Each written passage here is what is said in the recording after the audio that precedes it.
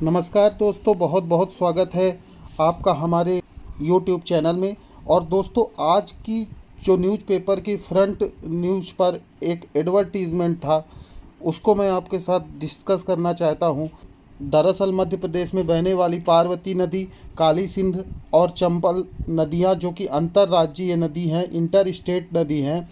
मैं आपको यह भी बताना चाहूँगा कि चंबल मध्य प्रदेश में बहने वाली एक बड़ी नदी है, जो कि राजस्थान में भी बहती है। इन नदियों को आपस में लिंक करने के लिए जो परियोजना बनाई गई थी, उसका आज की दिनांक 30 जून 2024 को शाम 5 बजे शुभारंभ कर दिया गया है। मतलब इन नदियों को जोड़ने की जो परियोजना है, उन परियोजनाओं की आधारशिला रख दी गई है। अब यह न्यूज़ आपके लिए एमपीपीएससी के लिए बहुत ही इम्पोर्टेंट है। इसके अलावा मध्य प्रदेश से जो जुड़े राज्य हैं, उनके लिए भी यह सामान्य रूप से उपयोगी हैं। अब इस पूरे कार्यक्रम की जो अध्यक्षता कर रहे थे डॉक्टर मोहन यादव, जो कि मध्य प्रदेश के मुख्यमंत्री हैं। और यहाँ पर देखिए, यहाँ मुख्य अतिथि के रूप में थे भजन लाल शर्मा, जो कि राजस्थान के वर्तमान सीएम हैं। ठीक है, जाहिर सी बात है कि यह एक संयुक्त परियोजना है। मतलब यहाँ पर देखिए लिखा हुआ है, परियोजना के कार्यान्वयन के लिए एक संयुक्त पहल। अब ये जो संयुक्त पहल है, वो एमपी के सीएम और जो राजस्थान के सीएम हैं, उनके बीच एक एमओयू साइन हुआ था जनवरी में, और उसी के तहत इस योजना का फाइनली जो है शुभारंभ कर दिया गया है। तो आइए इस योजना के बारे में हम थोड़ा सा डिटेल में बात करेंगे, इसकी पृष्ठभूमि को समझने का प्रयास करते हैं। तो ये जो आप न्यूज़ अपनी स्क्रीन पर देख रहे हैं, ये जनवरी की न्यूज़ है। यहाँ पर यह हुआ था कि पार्वती काली सिंध चंबल लिंक परियोजना के लिए एमपी और राजस्थान के बीच साइन हुआ था एमओयू।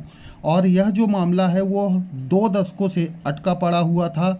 मतलब लगभग 20 सालों से यह मामला अटका पड़ा हुआ था, क्योंकि 2003 में इसके लिए राजस्थान और एमपी ने मिलकर एक संयुक्त परियोजना की बात कही थी, जिसमें राजस्थान और मध्य प्रदेश में नदियों को, ताकि दोनों राज्य लाभान्वित हो सके, उनको जोड़ने की बात कही गई थी। तो जनवरी से लेकर आज जब आप यह वीडियो देख रहे हैं, आज जाके फाइनली जो है इस योजना का शुभारंभ हो गया। यहाँ पर आप देख सकते हैं कि यह मुद्दा चर्चा में क्यों है। दरअसल राजस्थान सरकार और केंद्र सरकार के बीच 28 जनवरी, मतलब यह जनवरी की जो न्यूज़ है वो मैं आपके साथ डिटेल शेयर कर रहा हूँ, कि जब एमओयू पर हस्ताक्षर हुआ था, तो राजस्थान सरकार और केंद्र सरकार के बीच 28 जनवरी को श्रम शक्ति भवन स्थित जल शक्ति मंत्रालय कार्यालय में संशोधित पार्वती काली सिंध चंबल, जिसे ERCP लिंक परियोजना भी कहते हैं, कि त्रिपक्षीय समझौते ज्ञापन पर साइन हुए थे।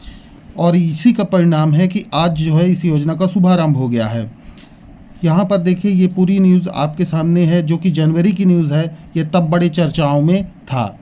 और यहाँ पर देखिए एक इम्पॉर्टेंट न्यूज़, अगर आप इसके ऐतिहासिक पृष्ठभूमि को समझना चाहते हैं, तो यहाँ पर देखिए, यहाँ पर आपको इस न्यूज़ में डिटेलिंग दिख रही होगी कि समझौता ज्ञापन हस्ताक्षरित होने के बाद मध्य प्रदेश के मुख्यमंत्री डॉक्टर मोहन यादव ने कहा कि 2003 में मध्य प्रदेश और राजस्थान की नदियों को लेकर एक योजना बनी थी, लेकिन केंद्र सरकार ने इस योजना को ठंडे बस्ते में डाल दिया था। क्योंकि आपको पता है कि वर्ष 2003 में यूपीए की सरकार थी, कांग्रेस की सरकार थी, है ना। इसी कारण से यह उनके द्वारा कहा गया कि 2003 में इस योजना को ठंडे बस्ते में डाल दिया गया था। अब प्रधानमंत्री मोदी के नेतृत्व में मंत्री गजेंद्र सिंह शेखावत के प्रयासों से लगभग 2 दशकों से लंबित पार्वती काली सिंध चंबल परियोजना अब मूर्त रूप ले सकेगी। तो ये जनवरी की पूरी न्यूज़ थी, जो उस समय काफ़ी चर्चा में थी। अब देखिए, इस योजना से लाभान्वित कौन कौन से ज़िले हो गए, ये आप यहाँ पर समझ सकते हैं कि इस परियोजना से मध्य प्रदेश में चंबल और मालवा दोनों अंचल के 13 जिलों को लाभ पहुँचेगा।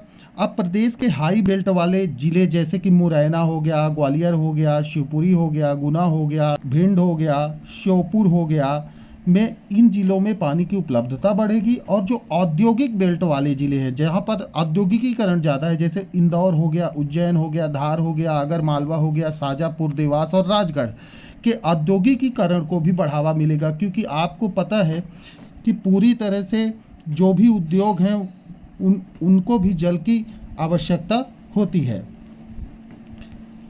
अब यहाँ पर देखिए, आप यहाँ पर हेडिंग पर ध्यान दीजिए, जल संवर्धन एवं सामाजिक आर्थिक विकास की अभूतपूर्व पहल।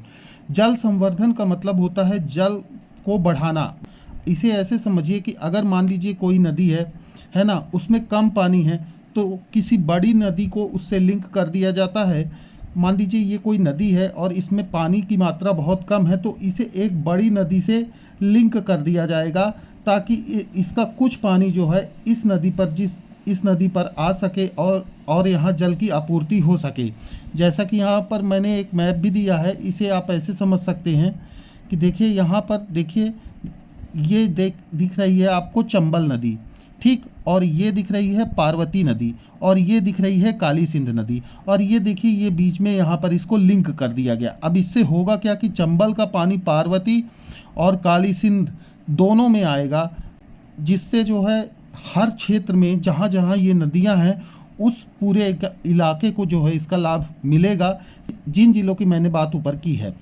अब देखिए यहाँ पर कुछ डिटेलिंग जो आपके एग्ज़ाम पॉइंट ऑफ व्यू से भी इम्पोर्टेंट है कि इस परियोजना का रुपये 35,000 करोड़ की लागत से कार्यान्वयन होगा। 4 लाख हेक्टेयर क्षेत्र में सिंचाई सुविधा का विस्तार होगा और इससे प्रदेश के 3.15 लाख किसान परिवार लाभान्वित होंगे। यहाँ पर थोड़ा सा प्रिंटिंग मिस्टेक है तो इसे समझ लीजिएगा।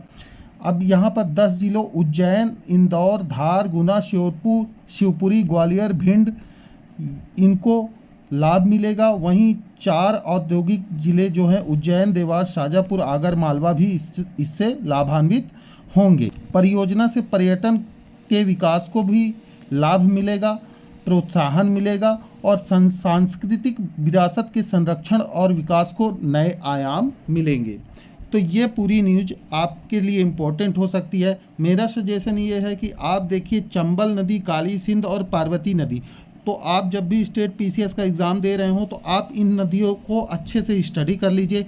आप यह देख लीजिए कि यह नदियाँ किन किन ज़िलों से होकर गुजरती है और इनकी महत्वपूर्ण सहायक नदियाँ कौन कौन सी हैं, ताकि आप करंट अफेयर से आने वाले क्वेश्चंस को आसानी से फैक्ट के साथ जोड़कर जो है अपनी तैयारी कर सकें। ओके, तो यही कुछ सब डिस्कस करना था। ओके, ठीक